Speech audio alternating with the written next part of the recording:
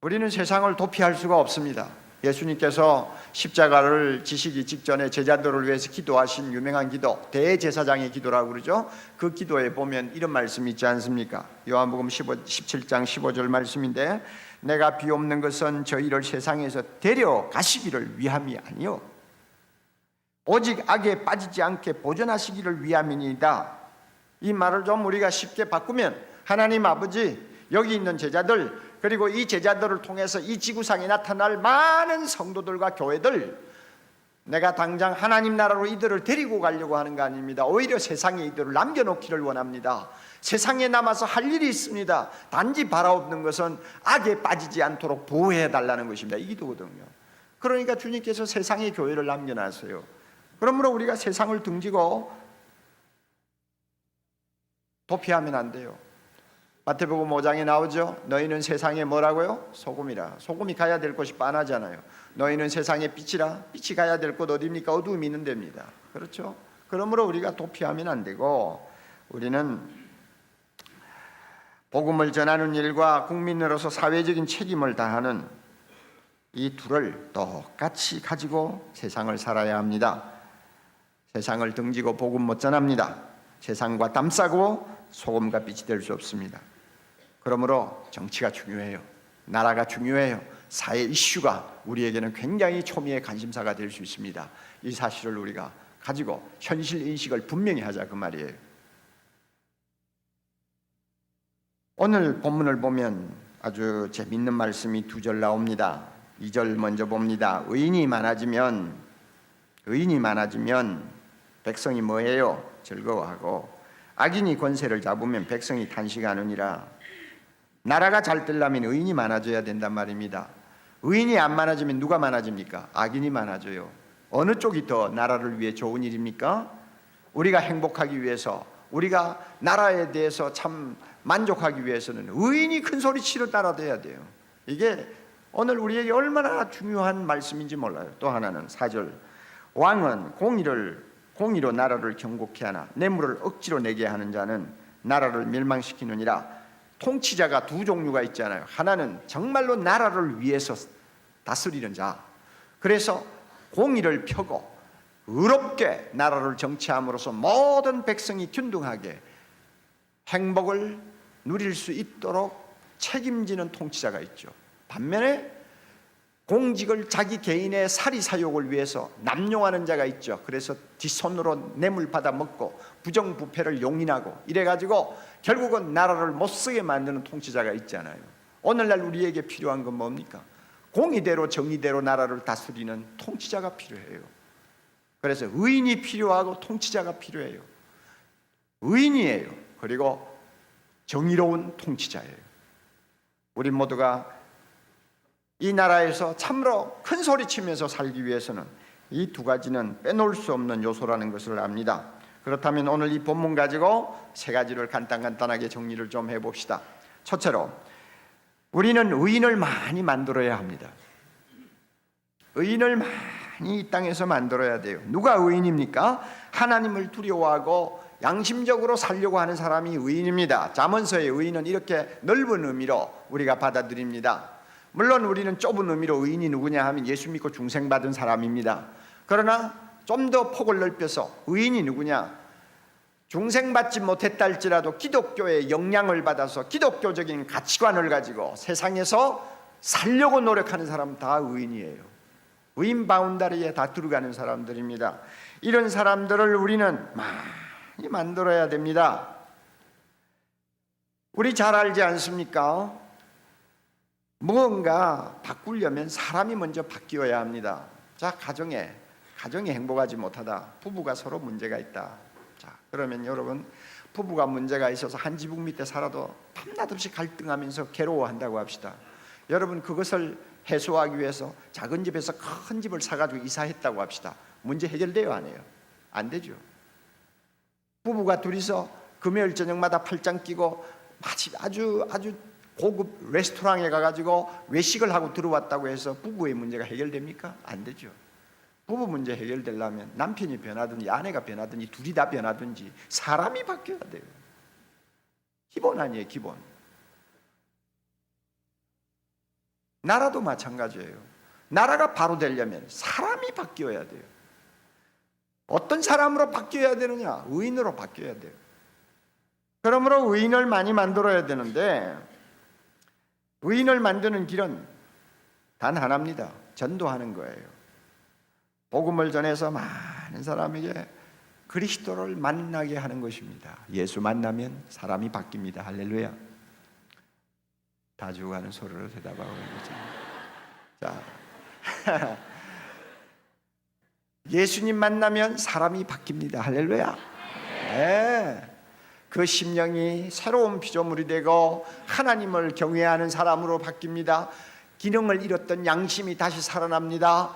예수 믿고 나면 항상 하나님의 말씀대로 순종하려는 거룩한 사람이 됩니다. 이웃을 사랑하는 사람이 됩니다. 주님의 뜻에 복종하려는 사람이 됩니다. 이것이 의인 아니요, 예수 믿고 변화되는 의인의 모습 아닙니까? 이런 사람들이 많아질수록 나라는 바로 되는 거예요.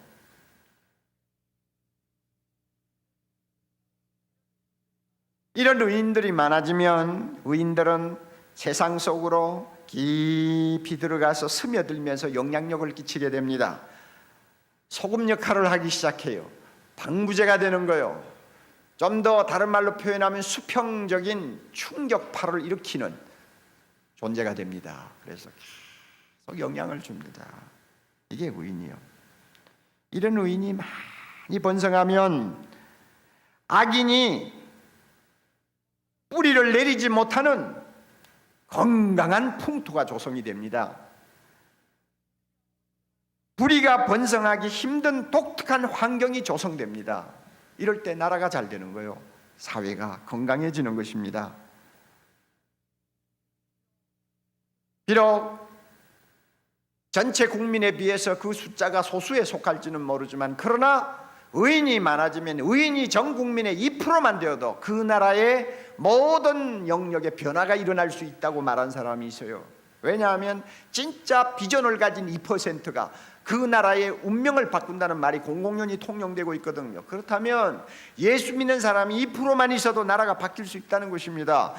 100년 전에, 80년 전에 우리나라가 그랬습니다. 우리나라 기독교인의 숫자가 전체의 5%도 미치지 못했어요. 그러나 그들 때문에 나라가 바뀌었어요. 의인이 많으면 이런 풍토가 조성됩니다. 지난 50년 동안 하나님께서 우리나라를 축복하셔서 고난의 형국의 길을 걸어오는 동안 하나님이 복을 많이 주셨는데, 그 가운데 가장 큰 복이 뭐냐면 의인들을 많이 허락하셨다는 거예요. 예수 믿고 돌아온 사람들이 전 국민의 4분의 1에 해당할 만큼, 1000만의 성도라고 자랑할 만큼 많은 의인들이 이 땅에 생겼어요. 이것은 큰 축복입니다. 우리 하나님 앞에 영광 돌릴 수 있는 큰 축복입니다. 앞으로도 계속 우리는 의인을 만드는 일에 전력을 쏟아야 합니다. 두 번째로요, 사회활동에 적극적으로 참여해야 합니다. 전도만 하고 있으면 안 됩니다. 필요할 때는 사회의 여러 가지 일에 우리가 관여해야 되고, 또 사회를 개선하고 개혁하기 위해서 우리가 앞장서는 역할을 해야 합니다. 사회가 요구하는 일을 우리가 들어주기 위해서 우리의 힘을 결집해야 합니다. 의인들이 많아지는데 사회활동에 적극적으로 동참하지 않고 가만히 뒷짐지고 있다고 한다면 나라는 바뀌지 않습니다. 사회는 바뀌지 않아요. 적극적으로 참여해야 합니다. 그러기 위해서 우리는 염두에 두어야 할 3가지가 있는데, 첫째는 사회 모범이 되어야 된다는 것입니다. 달라야 되지 않아요. 안 믿는 사람과 우리가 어떻게 다른가를 보여줘야죠. 그들이 우리를 보고 본받고 따라오기를 원할 만큼 우리의 삶이 뭔가 드러나는 점이 있어야 될 거 아닙니까? 이게 모범이에요. 모범을 보여야 됩니다. 두 번째는 사회 봉사를 해야 합니다. 사회 모범을 보이면 동시에 사회 봉사를 해야 합니다. 가난한 이웃들을 내버려두고 우리끼리 할렐루야 할 수가 없죠. 그렇죠? 이웃을 위해서 사랑을 베푸는 일에 우리는 우리 자신의 것을 털어서라도 그들을 도우면서 사랑의 봉사를 해야 됩니다. 자선 사업을 해야 됩니다. 다행히 우리 한국 교회가 이 일에 그래도 열심히 하는 편이에요. 정부의 통계를 보면은 우리나라 자선사업, 복지사업의 70%를 교회가 책임지고 있다고 하는 통계를 내고 있어요. 불교가 따라오지 못해요. 캐톨릭이 따라오지 못해요. 개신교가 이 일을 거의 돈맡다시피 하고 있어요. 우리 교회도 이제 이번 12월 달 참 크리스마스를 앞두고 연말을 앞두고 남이 모르는 음달진 곳에서 눈물을 흘리며 잠을 이루지 못하고 고통하는 가난한 이웃들이 많이 있습니다. 그들을 조금이나마 돕기 위해서 3억 이상의 예산을 가지고 지금 가난한 사람들을 찾아서 그들의 손을 잡아주고 위로하기 위해서 지금 작업을 하고 있어요. 교회 사이즈에 비해서 3억이 큰 돈은 아닙니다만 그래도 적은 돈도 아닙니다.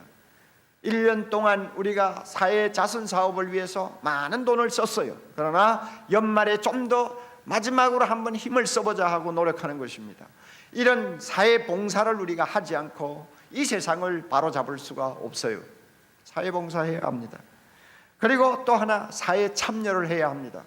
이게 중요합니다. 보세요. 사회에서 모범이 되는 것 좋아요. 사회 봉사를 열심히 하는 것도 좋아요. 그러나 거기에서 머물면 이 사회는 바뀌지 않습니다. 아무리 구제 많이 해도 세상이 안 바뀌는 거 우리가 보지 않아요. 아무리 사람들을 도와주고 그들의 요구를 들어주려고 애를 써도 사람이 안 바뀌는 거 우리가 볼 수 있잖아요. 세상이 안 달라지는 거 우리가 얼마나 많이 절감했습니까? 그러므로 더 중요한 것은 사회에 참여하는 거예요. 참여가 뭡니까? 사회의 문제의 원인을 찾아서 그 원인을 제어하기 위해 우리가 적극적으로 행동하는 것이 사회 참여입니다. 왜 범죄가 기승을 부립니까? 그 원인을 우리가 찾아서 범죄가 덜 생길 수 있는 사회를 만드는 일에 우리가 동참하는 거예요. 왜 가난한 자가 계속 그 가난을 벗어나지 못합니까? 사회 구조가 뭐가 잘못되어서 그런 거 아닙니까? 가진 사람들이 아파트 10채 20채 사놓고는 거기에 돈을 프리미엄을 붙여가지고 말할 수 없이 값을 올려놓으니 가난한 사람들이 어떻게 집을 장만합니까? 이런 사회 구조를 가지고는 이 사회에서 가난한 자가 도무지 그 어깨에 짐을 벗을 수가 없다고 말이에요. 그러므로 이렇게 잘못된 제도를 바꾸는 일에 우리가 주먹 쥐고 참여하는 것이 사회 참여예요. 예루살렘에서 여리고로 내려가는 길이 참 험하다고 그랬습니다. 그래서 예수님도 그 길을 놓고 비유를 하나 들었습니다. 어떤 사람이 여행을 하다가 강도를 만나서 너무 많이 두들겨 맞아 빈사 상태에 빠졌고 모든 것을 다 빼앗겼어요. 그런데 지나가던 사마리아 사람이 그를 만나서 불쌍히 여겨가지고 나귀에 그를 싣고 주막으로 돌아와 그 상처를 싸매주고 그 다음에 그를 간호하기 위해 필요한 모든 돈을 지불했다. 너희도 가서 이웃에게 이렇게 해라, 이렇게 주님이 말씀하시지 않았어요? 자, 그런데 여러분 보세요. 그 길이 참 험해요. 요즘도 성지순례 가면 현대 도로로 많이 닦였습니다만 굉장히 고저가 아주 차이가 많이 나가지고 길이 험한 것은 사실이에요. 하루에 몇 건의 강도 사건이 납니다. 어떤 때는 살인 사건도 납니다. 그렇다면 교회가 해야 할 일이 뭐냐? 예수 믿는 의인들이 해야 될 일이 뭐냐? 앰뷸런스를 많이 사서 할 수 있는 대로 골짝골짝마다 앰뷸런스를 대기시켜라. 그리고 강도 맞아 두들겨 맞으면 즉시 달려가서 그 부상당한 사람을 실어라. 싣고는 가장 가까운 병원 응급실로 가서 그 매맞은 자리를 치유해주고, 그래서 그가 또 먹고 마실 것이 없으면 또 구제하고, 교회가 그렇게 해야 된다. 그래가지고 여러분, 우리가 날마다 사회 봉사하느라고 앰뷸런스만 몇십 대 동원해가지고 그 길에 배치해 놓는 것으로 끝나면 여러분 문제 해결되겠어요? 사회 봉사 가지고 안 되는 거예요. 도대체 그 길에는 왜 강도들이 그렇게 들끓느냐? 원인을 찾아야 돼. 그래서 그 강도들을 소탕하기 위해 필요해서 법 제정을 해야 된다면 우리가 국회에 들어가서 아니면 로비 활동을 해서라도 법을 만들어서 강도들이 들끓지 못하도록 무슨 조치를 취해야 되고, 만약에 경찰들을 배치하는데 예산이 필요하다면 우리가 노력을 해서 예산을 만들어서 그 지역에 경찰을 세우고, 다시는 나그네들이 또 길을 가는 사람들이 어려움을 당하지 않도록 만들어야 되잖아요. 그렇죠? 그러니까 교회가 해야 될 것이 단순히 앰뷸런스 차만 준비해가지고는 안 된다 그 말이에요. 강도가 그곳에 들끓지 못하도록 우리가 하는 일에 적극적으로 나서야 됩니다. 이것이 사회 참여예요. 하나님을 믿는 거룩한 백성들이 의인이 되어서 사회 문제에 직접 참여하면서 깊이 사회 속으로 들어가면 그 사회가 바뀌어요. 나라가 바뀌어요. 이건 너무 중요하기 때문에 제가 계속 설명을 더합니다. 여러분, 기독교 2000년 역사를 한번 돌아보세요. 저는 기독교 역사학자가 아니에요. 그러나 세계적인 기독교 역사학자였던 프린스턴 신학교의 라토레트 박사의 말을 들으면 얼마든지 수긍이 가요. 기독교로 인해서 수많은 사람들이 문맹과 무지에서 벗어났습니다. 역사가 증명해요. 수많은 질병과 고통으로부터 해방받을 수 있었어요. 역사가 증명하고 있어요. 기독교로 인해서 노예제도가 무너지고 힘있는 자들의 착취로부터 가난한 자들이 보호를 받을 수 있었습니다. 전쟁의 공포가 많이 줄었습니다. 국가 간의 정의와 평화의 기반을 닦는 원천이 마련된 것입니다. 기독교로 인해서 이런 일이 일어났어요. 여러분, 우리나라를 한번 보세요. 우리나라 기독교의 좋은 혜택을 우리나라만큼 많이 받은 나라가 아시아에 어디 있어요? 어디 있어요? 한번 찾아보세요.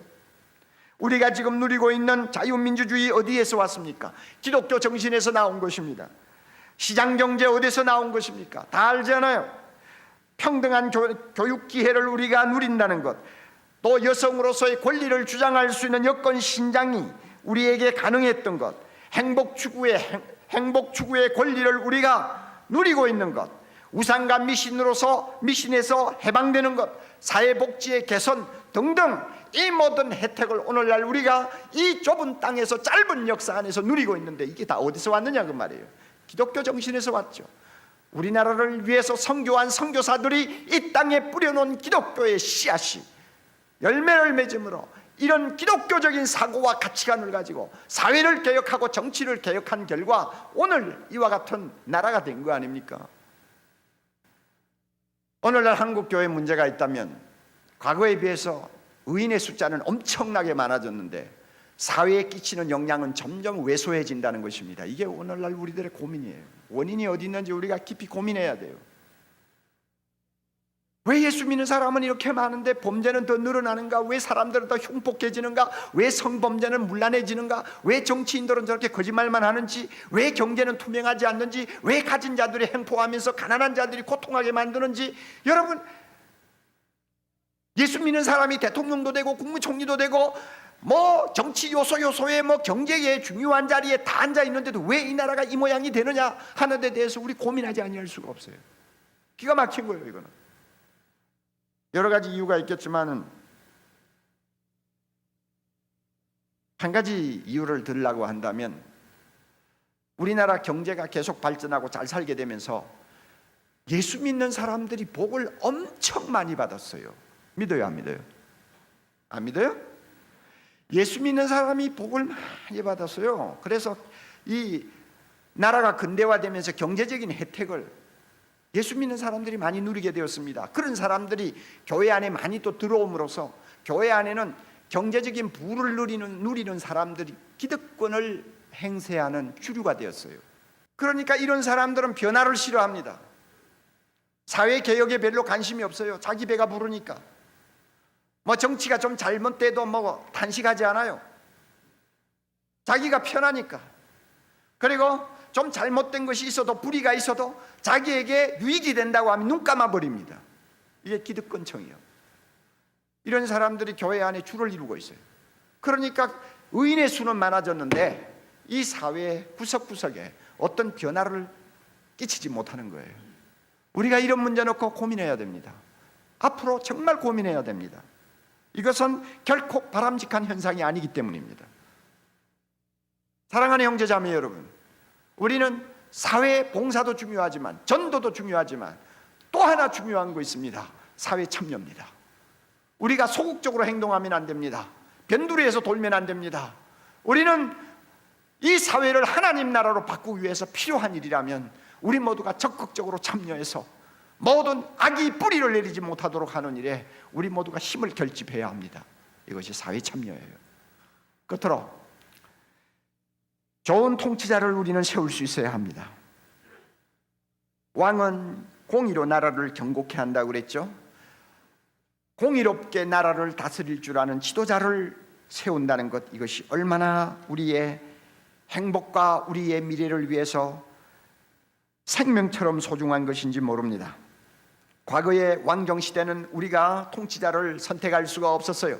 그러나 오늘날 자유민주주의 시대에는 우리가 원하는 통치자를 우리가 세울 수 있는 제도가 되어 있습니다. 그러므로 우리가 어떤 사람을 세우느냐 하는 것은 우리의 운명을 우리 손으로 결정하는 것이나 다름이 없습니다. 이런 일에 무관심한 사람, 국민이 될 자격이 없어요. 정치란 좁은 의미로 다스리는 과학이라는 말이 있습니다. 그러나 넓은 의미로 정치라는 것은 함께 살아가는 기술이라고 할 수 있습니다. 함께 살아가는 기술이에요. 우리가 더불어 살아갈 수 있는 사회, 누구든지 인간답게 살아갈 수 있는 사회를 만드는 데 있어서 정말 중요한 것 하나 있다면 통치자입니다. 어떤 지도자가 그 나라를 다스리느냐에 따라서 함께 더불어 살 수 있는 나라가 되는가 하면 도무지 함께 살 수 없는 지옥과 같은 나라가 될 수가 있는 것입니다. 통치자가 누구가 되느냐에 따라서 우리가 인간답게 인간 대우를 받으면서 살 수 있는 나라가 되는가 하면 인간의 모습을 다 잃어버리고 짐승처럼 허둥이면서 사는 나라가 될 수 있습니다. 여러분, 지금까지 20세기에 들어와서 나라마다 우리가 통치자를 잘 만난 나라, 잘못 만난 나라의 운명이 어떻게 갈렸는가를 우리가 얼마든지 볼 수 있잖아요. 너무나 중요한 일입니다. 위대한 종교개혁자 칼빈이 말한 것은 저는 진리라고 생각합니다. 그는 이렇게 말했어요. 사회에서 정부가 하는 일은 땅과 물과 태양과 공기가 하는 것 못지않게 중요하다. 정부와 통치자는 인간이 짐승처럼 되는 것을 막아준다. 정부와 통치자는 인간성의 보존을 위해서 필요 불가결한 요소가 된다. 그러므로 정치를 거부하는 것은 인간성을 거부하는 것이요 인간성을 박탈하는 것과 마찬가지다. 대통령과 같은 공직은 모든 소명 가운데서 가장 성스럽고 명예스러운 것이다. 목사가 성직이라고 하는 것처럼 대통령직도 성직이라고 할 정도로 칼빈은 말을 하고 있어요. 왜? 그 나라의 운명을 좌우하는 너무나 중요한 자리거든요.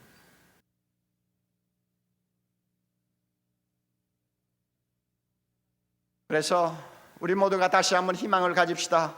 비록 국제적인 정세도 그렇고 우리 주변에 일어나는 여러 가지 돌발 사건을 놓으면 불안한 부분도 없잖아 있지만 여러분, 그러나 과거 50년 동안 우리는 수없이 이런 위기를 맞이하고 또 우리는 이 위기를 이겨나왔습니다. 예수 믿고 하나님 앞에 무릎을 꿇고 밤이고 낮이고 기도하는 성도의 기도를 오늘도 하나님은 듣고 계심을 믿습니다. 이 기도 때문에 지난 수십 년 동안 이 나라를 위기에서 건져주신 분이 바로 하나님이십니다. 그러므로 이번 기회도 하나님이 은혜 주실 줄 믿습니다. 좋은 지도자 세우도록 성도들을 모두 감동시킬 줄 믿습니다. 그리고 이 나라에 산적해 있는 모든 문제들을 하나하나 슬기롭게 풀어가면서 우리 모두가 21세기의 세계를 위해서 큰 몫을 감당하고 세계 복음화를 위해서 하나님의 손에 강하게 쓰임받는 민족이 될 수 있고 교회가 될 수 있도록 축복해 주실 줄 믿습니다.